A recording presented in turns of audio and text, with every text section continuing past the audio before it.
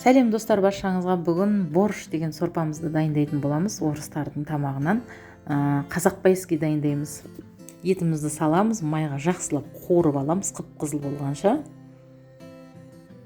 Және мен картошка барлық қоспаларымды турап дайындап қойдым. Картошкамды осылай 4 бұрышта етіп турап алдым. Сәбізімді майда үткіштен өткізіп алдым.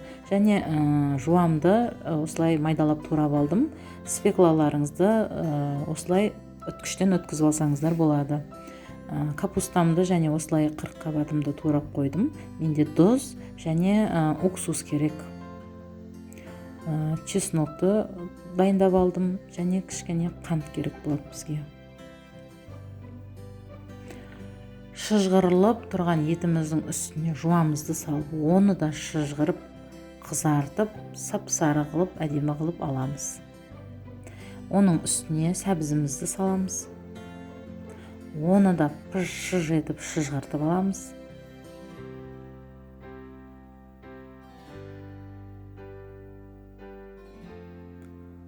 Барлығын осылай шыжғырып болған соң, үстіне свекламызды саламыз. Свекламызды жақсылап, жұмсақ болғанша осылай шыжғырып алып, үстіне уксусымызды құямыз. Уксусымыз біздің свекламыздың светін, түсін жақсы ұстап тұру үшін құямыз.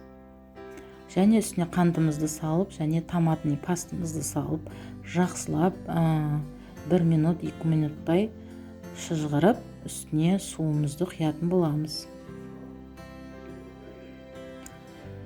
Суымызды құйып, дәміне қарай тұзын салып, бетін жауып, қайнағанын күтеміз. Қайнаған соң ашып, жақсылап картошкамызды турап үстіне саламыз.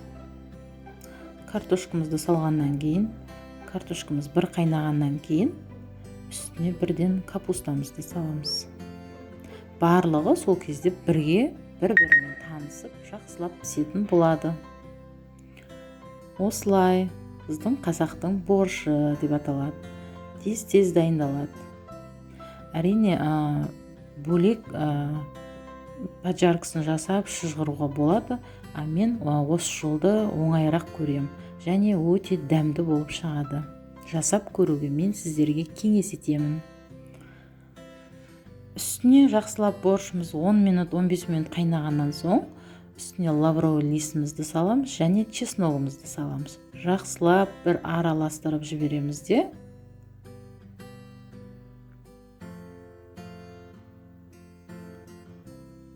Аскөгімізді саламыз. Менде укроп қана болды. Егер сіздерде көк жуа, петручка болса, барлығын қосып салуға болады. Өте дәмді, керемет болады. Осылай астын сөндіреміз. Кішкене қара бұрышты қалауларыңызша саласыздар. Бетін жауып, 10-15 минутқа тындырып қоясыздар. Жақсылап бір-бірімен танысып болғаннан кейін, қақпағын ашып, ыдысымызға құйып, дастарханымызға, жақындарымызға осылай ұсынсаңыздар болады. Жасап көріңіздер, өте дәмді болады. Сіздермен бірге болған Жанар Баймұрат. Видеоны соңына дейін қарағандарыңызға рахмет. Бұдан да керемет рецепттермен бөлісетін боламын. Лайк басып, тіркеліп, қоңыраушаны басып, жазылып кетуді ұмытпаңыздар.